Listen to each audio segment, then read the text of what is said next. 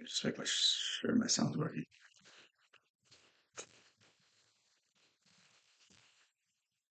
This is annoying.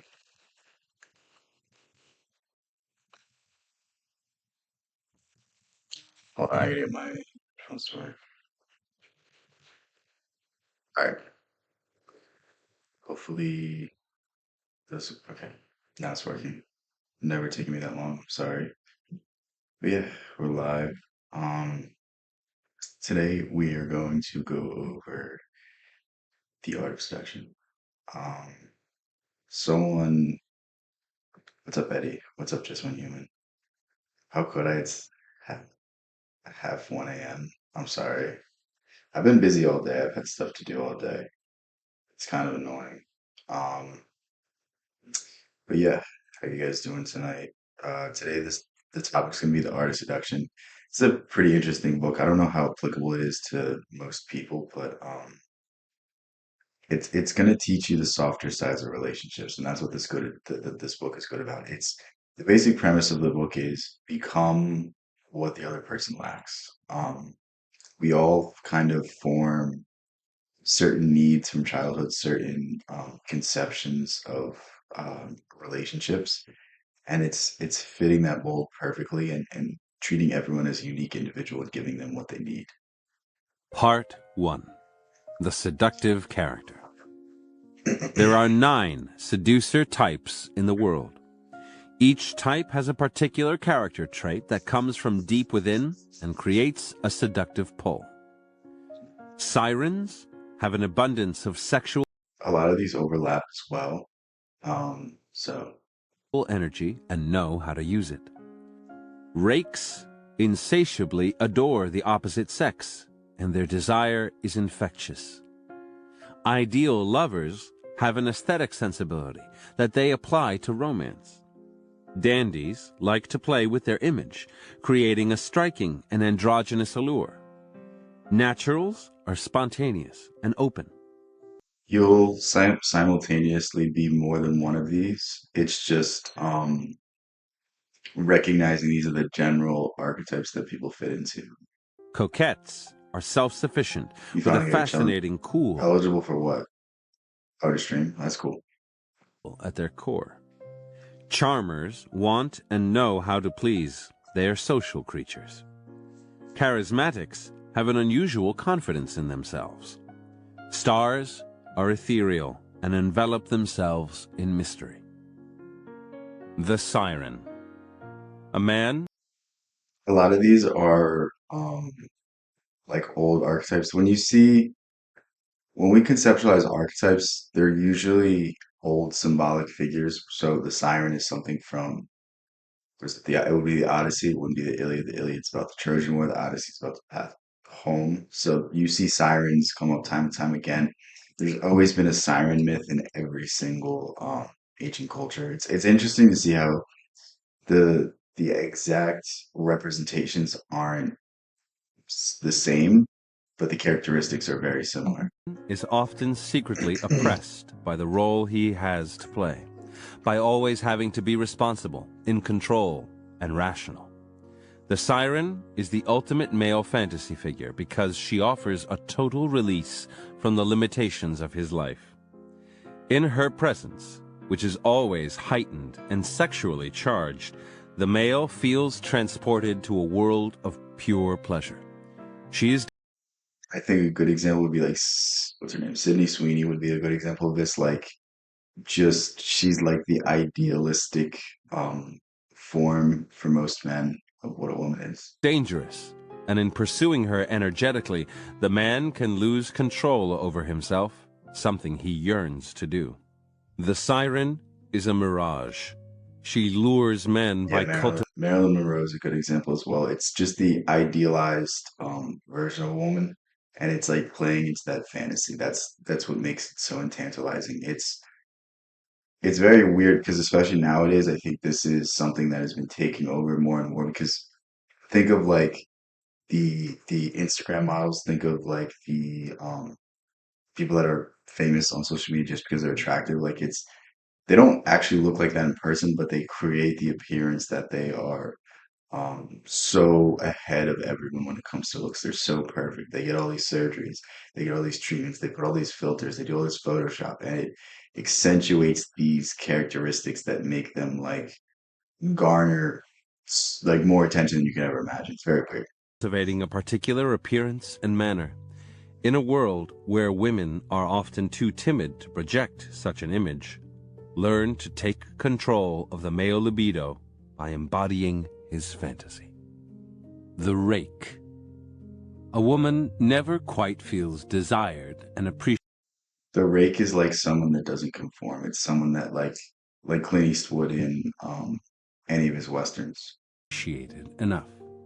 She wants attention, but a man is too often distracted and unresponsive. The rake is a great female fantasy figure.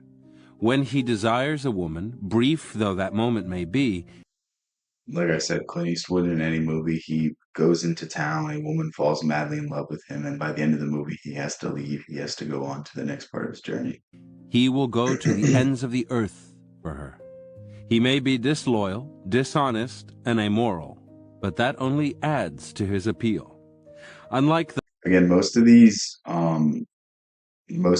like archetypes work. Most of these archetypes are tantalizing because they play to the fantastical element of things. Like the siren or the rake, they play up on the um like the present need. Whereas like if you want something stable, these probably aren't the archetypes you want to fall for. These aren't the archetypes you want to chase, but truth or dare, why? the normal, cautious male, the rake is delightfully unrestrained, a slave to his love of women. There is the added lure of his reputation. So many women have succumbed to him, there has to be a reason. Think of like Leonardo DiCaprio, think of like any one of those people in Hollywood, like none of the girls expect like a long-term relationship, but it's like almost the idea that they have this person for such a short time that's so attractive to them. Words are a woman's weakness, and the I'm rake I'm is a probably not gonna master do either, so what's the point of me picking? of seductive language. Stir a woman's repressed longings by adapting the rake's mix of danger and pleasure. The ideal lover.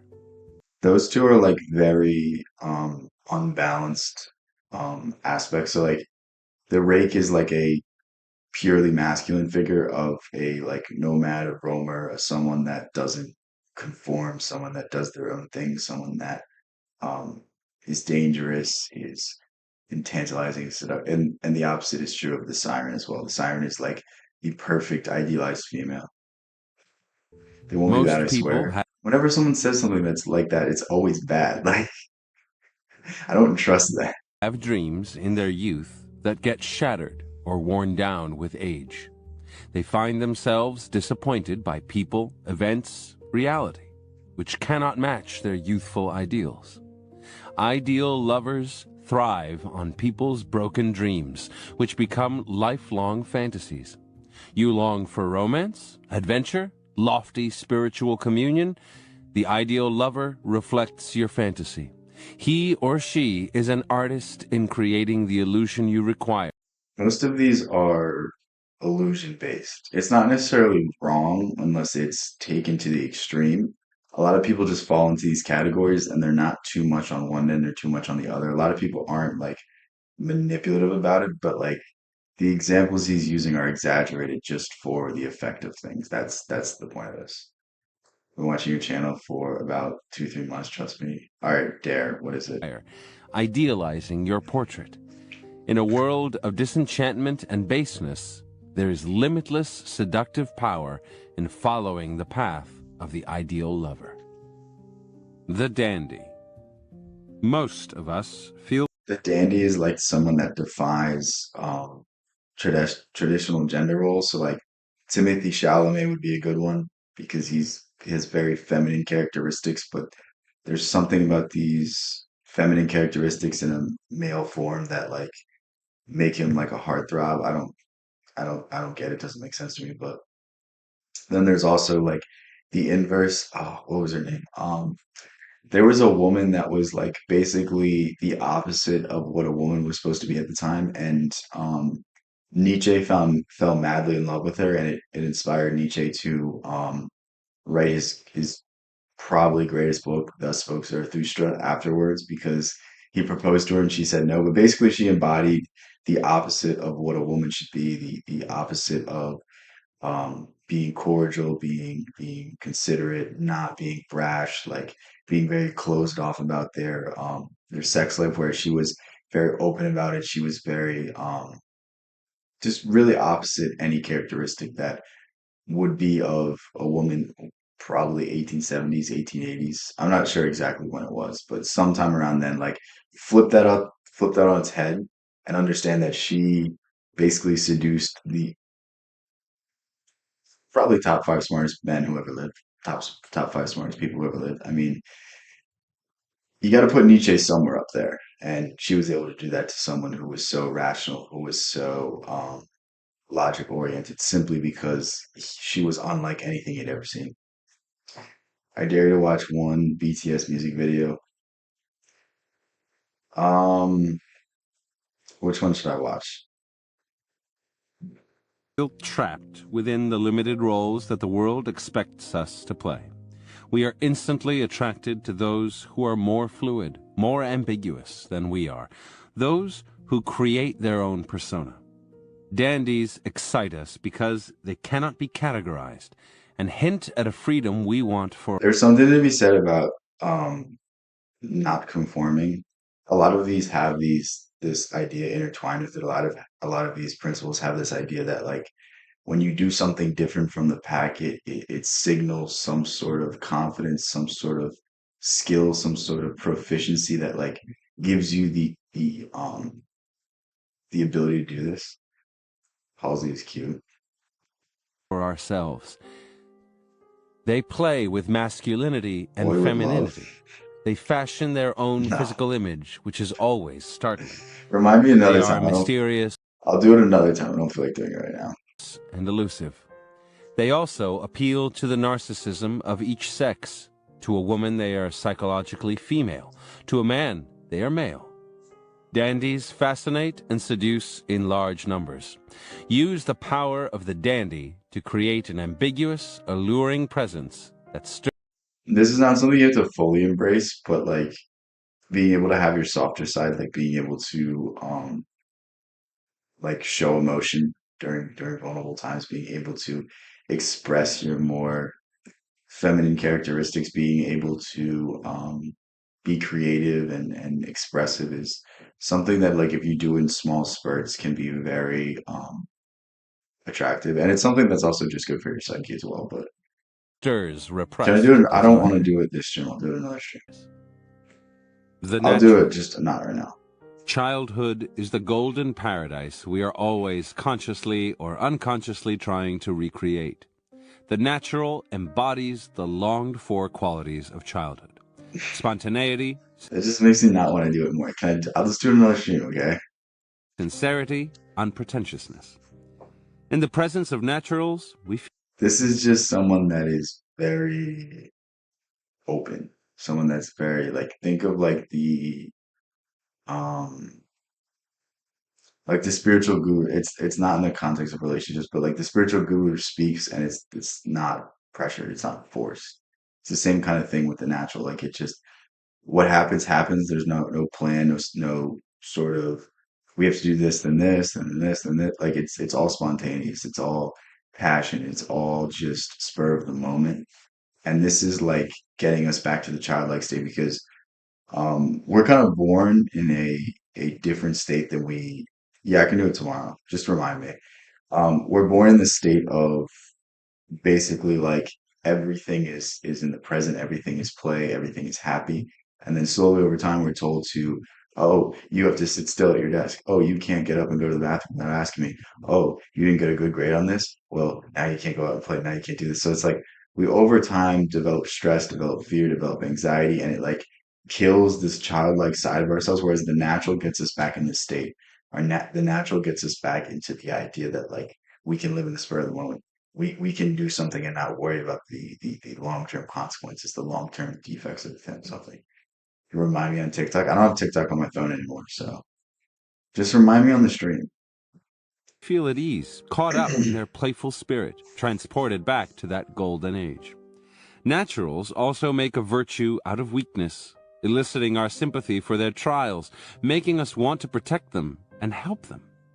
As with a child, much of this is natural, but some of it is exaggerated, a conscious, seductive maneuver. Adopt the pose of the natural to neutralize people's natural. And again, like you've probably seen some traits of yourself in all of these. Um, some people are generally more one than the other. Some people are more of a mix. It's just something that like you might lean into more in this scenario, you might lean more into in this scenario. Like it's the same thing with zodiac signs. A lot of zodiac signs traits they like kind of carry over, but just like it's the combination of them that make you this one or this one. Did you delete it when it got banned? Yeah, I deleted it because I kept opening it, and I just assumed that when it got unbanned, they would have the app on the store.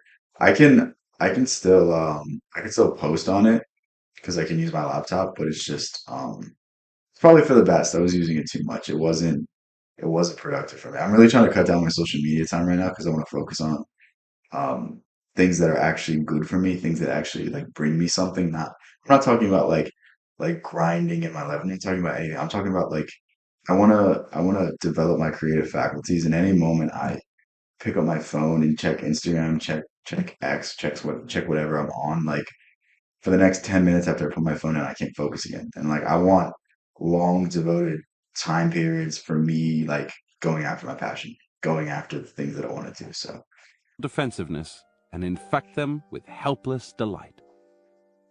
The coquette. The ability to delay satisfaction is the ultimate art of seduction. While waiting, the victim is held in thrall. Coquette. this is the idea. So this is something most men don't understand. Sorry, ladies, if I'm giving away the game. It's not the act of anything that makes it like satisfying, makes it fulfilling. It's the build up. So like this is why women are love foreplay. This is why women are so obsessed with the wedding ceremony. They want it to be perfect. They want it to look amazing. It's not about the moment you say I do. It's about the build up to it. It's the I do brings the climax, but everything else is raising and elevating the circumstances. This is something that people just don't get, especially most men. But when you start to understand it, it starts to click in your mind. So like just consciously doing something like if I get my girlfriend a gift, I'll be like, oh my God, you're gonna love me when I get you like when you see the gifts I got you. Like it makes it so much more fun to her, like to think like, oh, what did you get me? Oh, this or this. Oh, he probably got me flowers, but what color? And then she sees the flowers, she's like, oh my, it's that aspect of things. It's like the surprise, the suspense. Like think of the best movie you've ever watched. Like it built up suspense. There was a payoff. Like things didn't seem like they were gonna work out, and then they worked out. Like you kind of have to master the art of doing this to really keep up the fun in the relationship because the reason why relationships break down is because the seduction aspect of things stop. Like the moment you start to learn everything about the other person is the moment they become a person and the idea of them, the infatuation about them, the mystery behind them, it gets killed. And this is what kills so many relationships. Like so many relationships have just been killed because the effort of seduction has just gone away. Like just because you have this person now doesn't mean you're gonna always have them. There has to be that fear that like if you just sit on the couch and eat Cheetos for the next 40 years, like it's gone. Like there has to be like I'm not saying anxiety or fear or stress are a good thing, but it's like you got to do the same things that got you to where you are. Like you can't just stop being a romantic. You can't just stop like taking the person out on dates. You can't just stop doing the things that got you there because like inherently it's just gonna ruin it. I don't understand why people don't get it, but I mean really it all just comes from comfort. It really just all comes from the idea that like, oh well I have this and now I'm gonna take it for granted because this or this or this. It's really just lack of appreciation, lack of gratitude. Are the grand. If you're with someone right now, this is the greatest piece of advice I can give you. Like tell them how much they mean to you. And don't do it when it's forced. Don't do it when you guys are arguing. Don't do it in any other circumstances aside from like randomly when you feel like you haven't been giving them attention, give them attention. Just say like, you mean the world to me. Sorry if I haven't, said that lately, but like it's really true. And I've been stressing myself out about other things, and I'm sorry that I'm, not telling you this nearly enough. And masters of this game, Truth or dare, orchestrating a back and forth movement between dare, hope yeah. and frustration. They bait with the You're gonna ask promise me the of most personal reward, question if I the say hope truth. of physical pleasure, happiness, fame by association, power, all of which, however, proves elusive. Yet this only makes their targets pursue them more. Coquettes seem totally self-sufficient. They don't need you, they seem to say, and their narcissism When Okay, this is gonna sound bad unless I explain it in detail. When you need someone, that's when you're really doing the other person a service. You should want someone, not need them. And I say that from the statement of like, if you're relying on someone else for your happiness, what is that? It's a drug dealer. I don't know about you, but I don't want to be in a transactional relationship where the other person has to make me happy. I want to be able to make myself happy so that I can give happiness to the other person, and vice versa. Like you have to make your side of the relationship perfect before you can expect perfection from the other person. It's very like mixed up, especially nowadays. Like when you talk to most people, they're like, "Well, I did this because the other person did this." It's like just because the other person did something wrong to you doesn't mean you need to do something wrong. Like, don't you love this person? Don't you care about this person? Why are you going to intentionally inflict harm on them? It's very weird. I'm good. How are you, Kenny? I dare you to run around in circles for 3 seconds? No. proves devilishly attractive. You want to conquer them, but they hold the cards. The strategy of the coquette is never to offer total satisfaction. Initiate the alternating heat and coolness of the coquette, and you will keep the seduced at your heels. The charmer. Charm is seduction without sex. Charmers are consummate manipulators, masking their cleverness by creating a mood of pleasure and comfort. Their method is simple. They deflect attention from themselves and focus it on their target. They understand your spirit, feel your pain. Most of the world doesn't doesn't affirm our good characteristics. Most of the world's trying to break you down. So being able to charm someone, being able to give someone attention and genuine attention is like one of the greatest things you can do to win them over to your side. This is not just about seduction. This could also be in terms of fostering rapport in a relationship, talking to someone that you really admire. Like if you give someone your undevoted attention, that's the most powerful thing you can give them. And just know that like if you do this with someone, you're building a real bond, a real connection. Adapt to your moods. In the presence of a charmer, you feel better about yourself. Charmers don't argue or fight, complain or pester. What could be more seductive? By drawing you in with their indulgence, they make you dependent on them, and their power. Another good way to do this is like again, it doesn't just have to be in the seduction context. It's just like most people just want to hear someone listen to them. So like when someone's stressed out, like one of the greatest things you can do for them is listen and don't say anything. Like I have friends that call me and tell me all their issues, and I'm like, it's really not an issue. Like this is what I'm thinking in my mind. It's like this is really not an issue. It's really not a big deal. Like you're just blowing it out of proportions and making it way worse than it is. But then like I just hear them out, and they just really want to vent, and then they're like, "Wow, thank you for listening." Like it's so silly how people just want to complain. They don't want a solution. They don't want you to sympathize. They just want to have someone to hear them out. And a lot of the times that gets a lot of the anxiety, the stress, the fear out. It's very weird how that works because I don't know about you, but like I'm all about solutions. Like I really I don't, I don't complain to someone unless I'm actively doing something. I don't say, oh, this is wrong or this is wrong or this isn't fair. This isn't fair. Like that just doesn't operate in my world. What my world is based around is like, but I have this thing going on. What can I do about it? Okay, I can't do anything about it right now. Don't worry about it.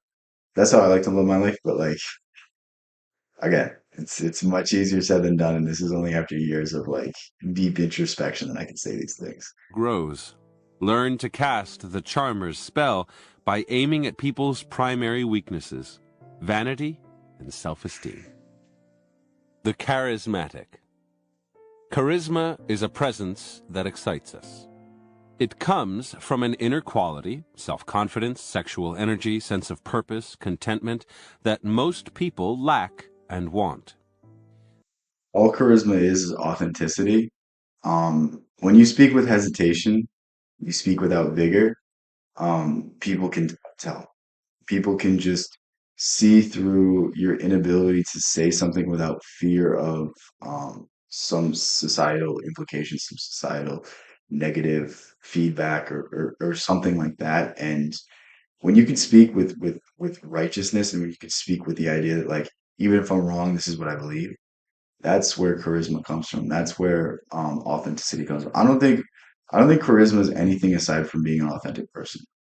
Um, and it's not even like obviously politicians are very charismatic. I mean, Trump, Obama, but I don't really think these people are like they don't really stand for anything. They're kind of just there, but it's like you can feel their authenticity even though they're not talking about anything. You can feel their personality without anything behind it. And it's just because they say things in such a manner that like they even trick themselves.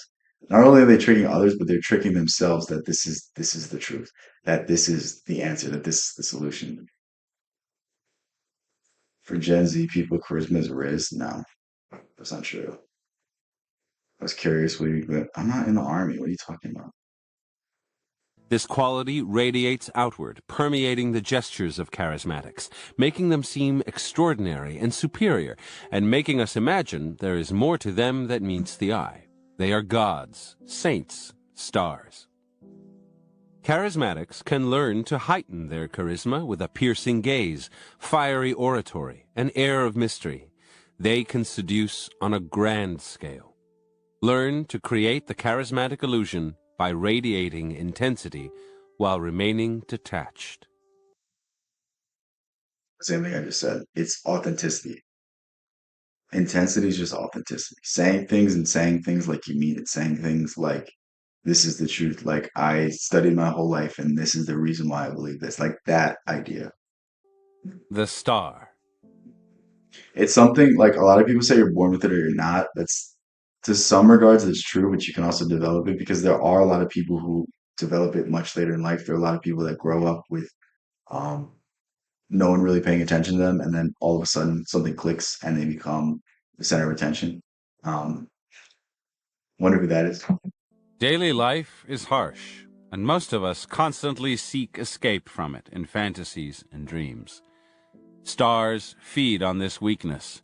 Standing out from others through a distinctive and appealing style, they make us want to watch them. At the same A lot of this is what you see with a lot of celebrities. Like um,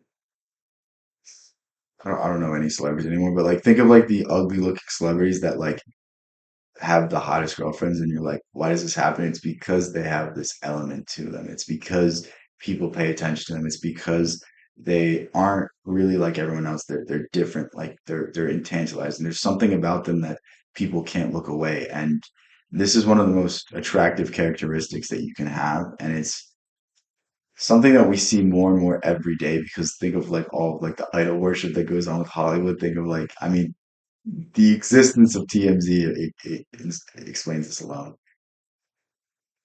I'm a fairy since okay, that's a little time, creepy. they are vague and ethereal, keeping their distance and letting us imagine more than is there.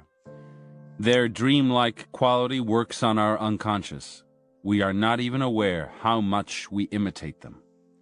Learn to become an object of fascination by projecting the glittering but elusive presence of the star.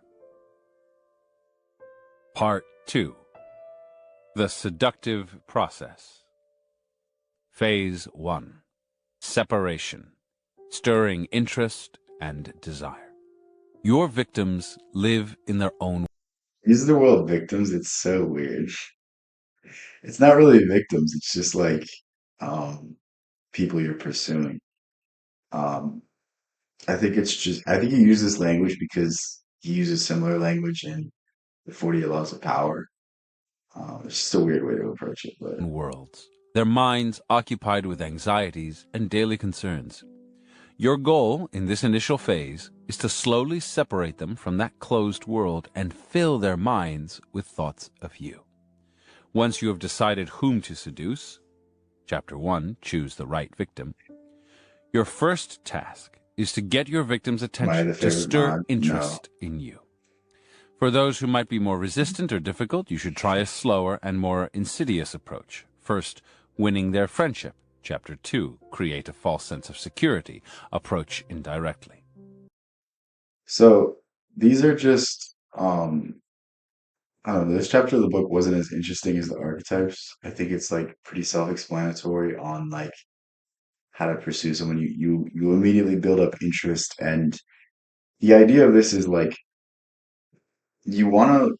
We all view idealized images of each other. We all view each other in different lights, and you want to create a good one. You want to create an tantalizing one. You want to be present, but not have any negative characteristics about it. Why not? For Hypnotic is those my who are favorite mod. bored and less difficult to reach, a And it's more my favorite dramatic Discord approach mod. will work, either fascinating them with a mysterious presence, Chapter 3, Send Mixed Signals, or seeming to be someone who is coveted and fought over by others, Chapter 4, Appear to be an object of desire. Once the victim is properly intrigued, you need to transform their interest into something stronger, desire. Desire is generally preceded by feelings of emptiness, of something missing inside. Some lacking, some absence of something. This is why like one of the greatest things you can do is create absence, like leave the scene, leave the scenario, leave with your presence. That needs I'm the fulfillment. favorite mod on You YouTube. must No. deliberately instill such feelings. Make your victims aware of the adventure and romance that are lacking in their lives. Chapter 5. Create a need. Stir anxiety and discontent. If they see you as the one to fill their She's the emptiness, most positive. The interest best will is blossom Hypnodia. into desire. The desire should be Cause, stoked just because he's the longest mod, I think. by subtly planting ideas in their minds, hints of the seductive pleasures that await them. Chapter 6. Master the art of insinuation. Mirroring your victim's values, indulging them in their wants and moods will charm and delight them. Chapter 7. Enter their spirit. It's not just enough to be physically attractive. It's not just enough to be emotionally attractive. It's not just enough to fill some gap in someone's life that they were missing. Like you need to do all of them. It's very weird how like many different aspects you have to capture of someone's attention to make them fall in love. But it's weird. It doesn't have to be a manipulative aspect either. I think that's the one thing the book does a little weirdly. Just some of the diction, some of the word choice makes it seem like it's a book about like taking advantage of people. Where it's really not. It's just explaining the process of seduction, just explaining the process of attraction and making it not just a fleeting one, making it a long-term lasting one. Because it's not hard to um, make someone infatuated with you for a short time. It's to keep that attention. It's to keep that love. That is very difficult. That's why all of these pickup artists are kind of just like it's kind of cringe because like, oh cool, you can get 100 girls' numbers. What does that mean? You're still sleeping in an empty bed most of the time. Oh wow, you went on a date with another girl. Wow, what does that matter? It's like it's short-term fulfillment and not long-term fulfillment. That's not the point of understanding these things. The point of understanding these things is to keep the spark alive in a relationship, keep the romance alive, and understand the factors that pull people apart. I think that's the most useful part of this book. Without realizing how it has happened, And the other interesting part about this book is it explains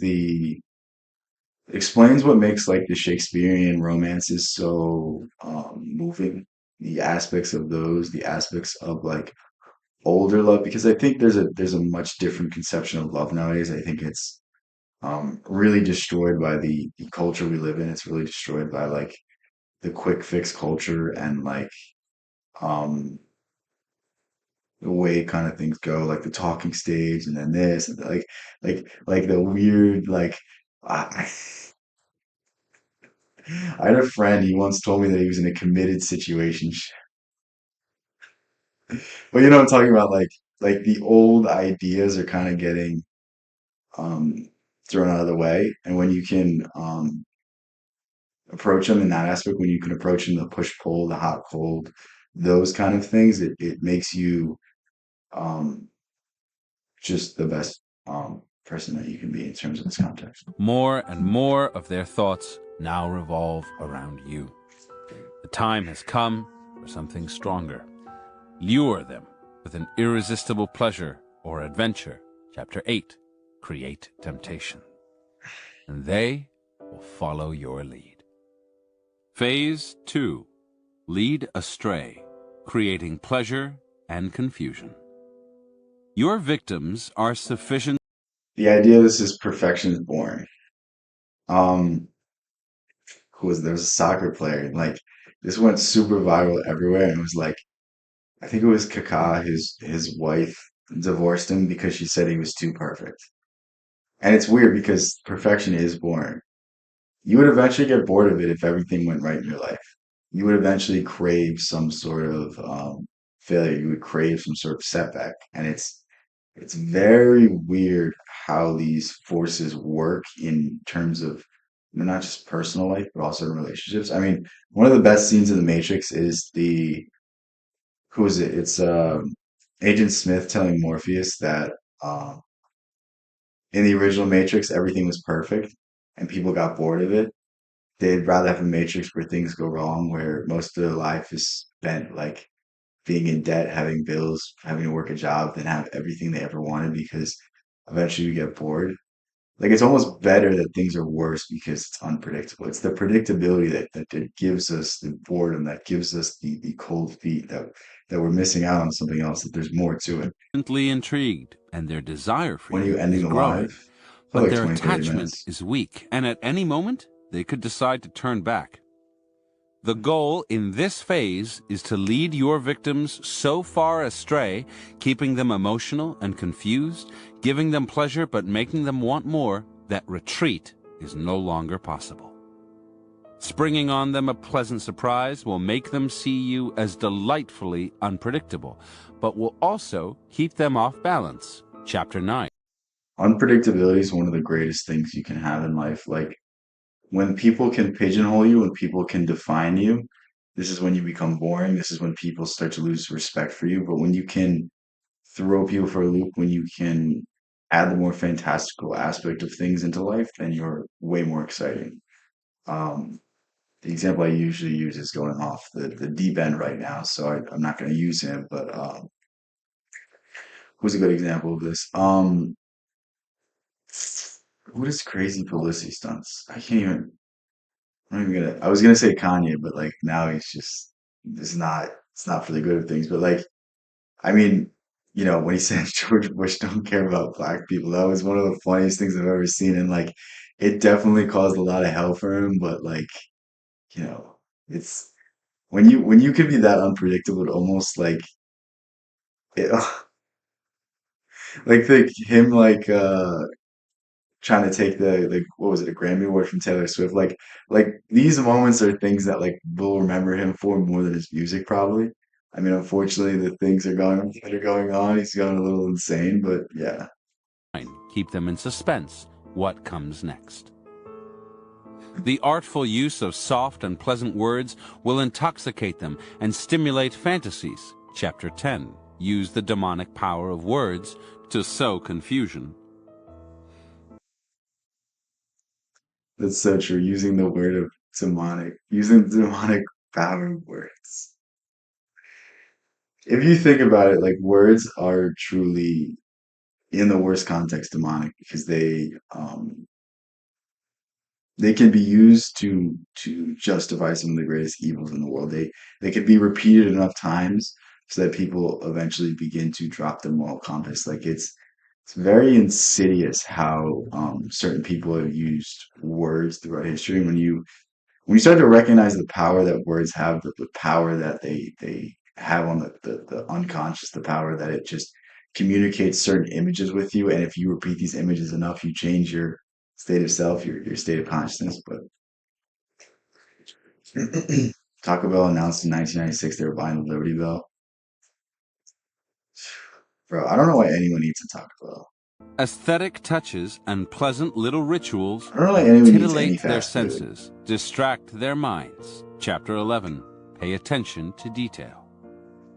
When you can find something like a small detail and then hold on to it and remember it like months later, years later, it shows the person that you really care about them. It shows the person that you care enough to pay attention to them. And unfortunately, some people use it in manipulative fashion, but like even just picking up little things in conversations and then calling back to it or getting someone a gift based off of that, like it really is one of the greatest shows of affection you can do.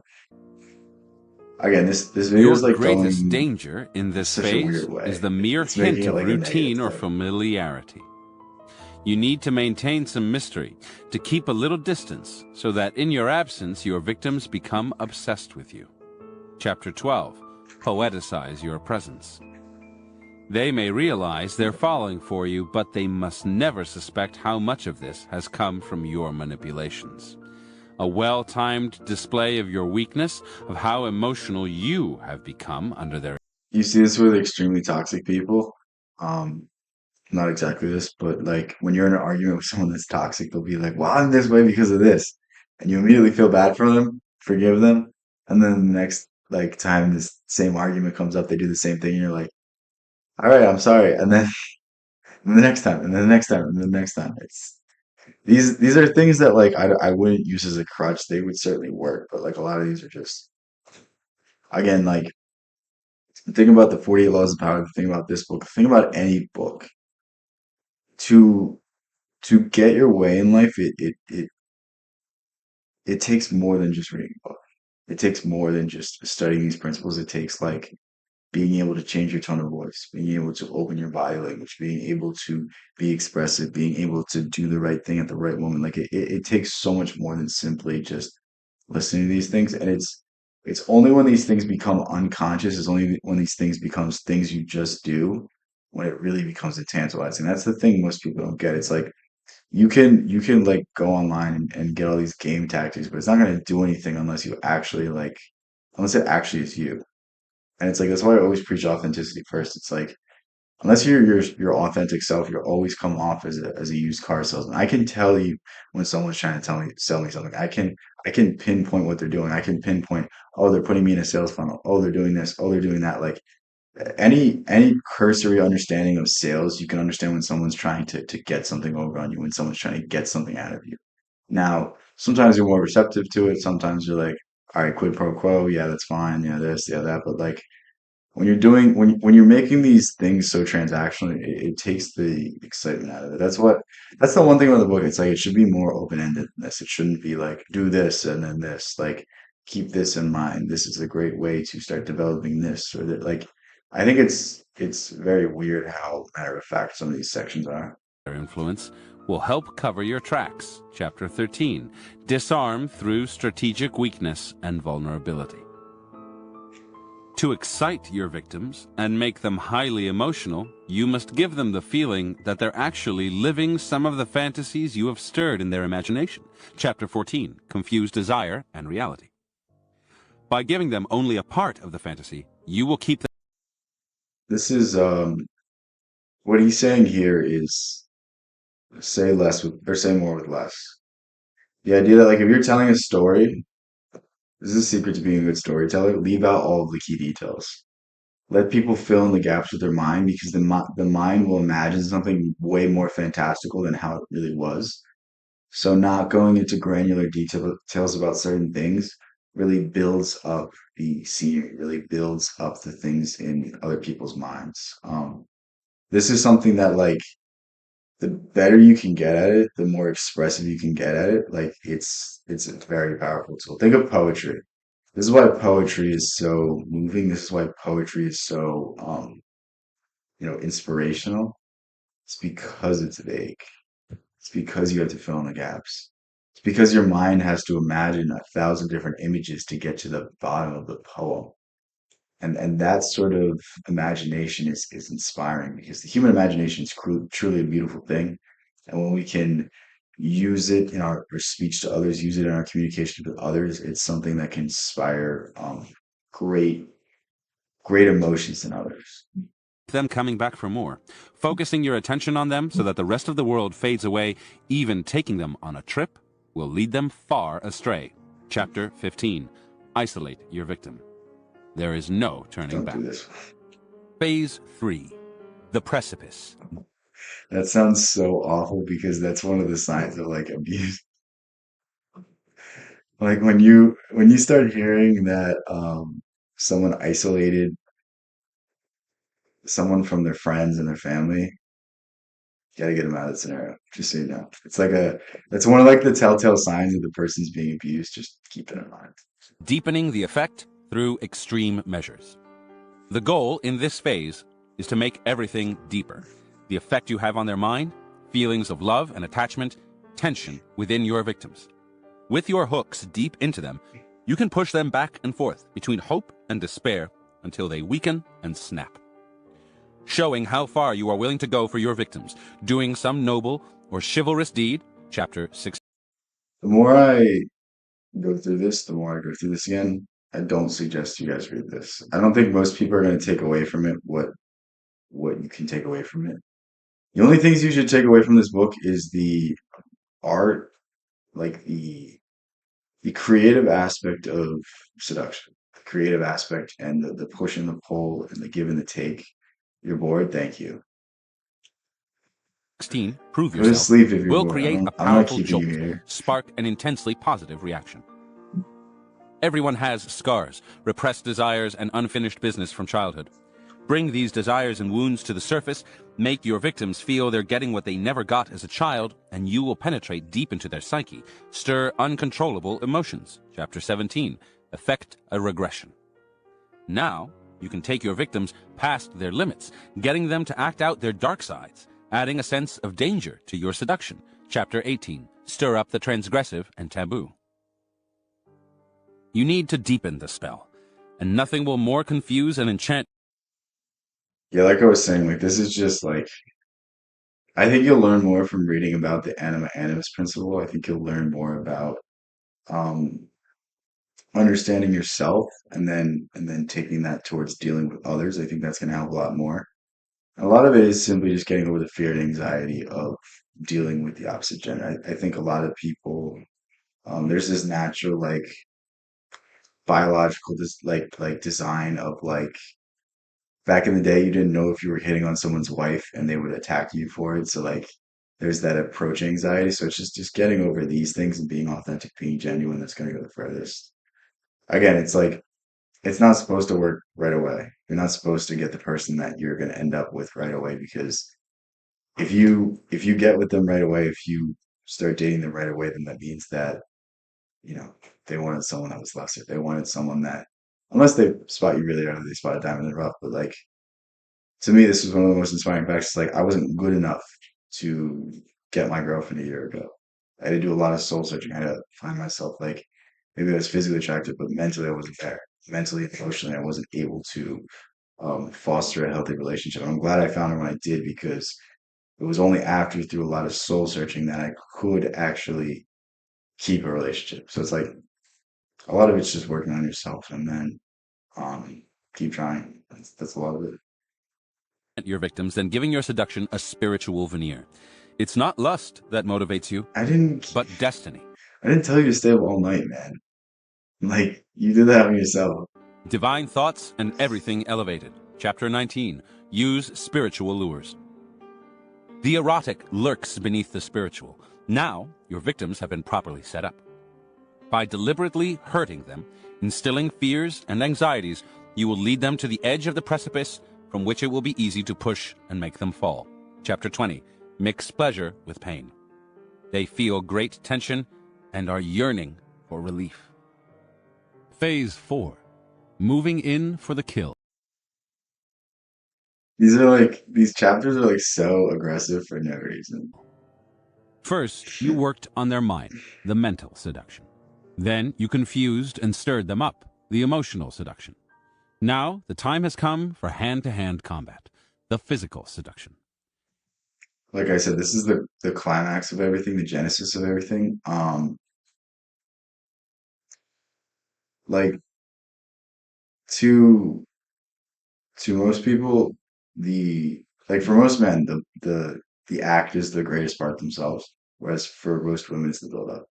So this is why this idea, this overarching idea, ignore all the chapters, ignore all of the you need to do this, you need to do that. Like no, it's spur of a moment stuff. Like when you plan something out, it's never gonna work out to plan. It's always gonna make you seem like a used car salesman. Like just understand that like it's the buildup. It's the circumstances around things. It's the environment that these things escalate in, that really add to the seductive elements of these things.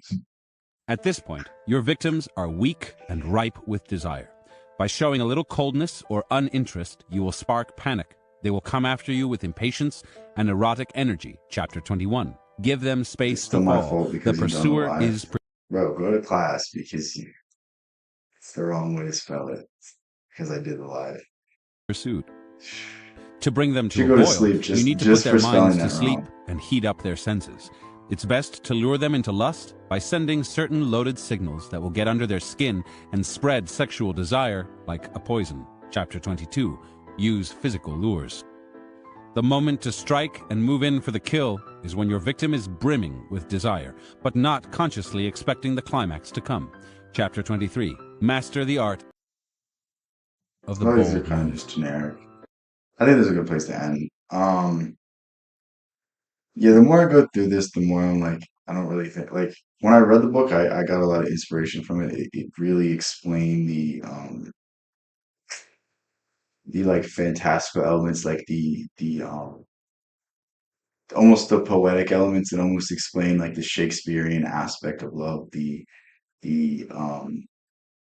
capturing the essence of love, not necessarily trying to force things, kind of spur of the moment aspect of stuff, the poetic creative elements, but I don't know, I don't like how it's defining it so much. So yeah, interesting book.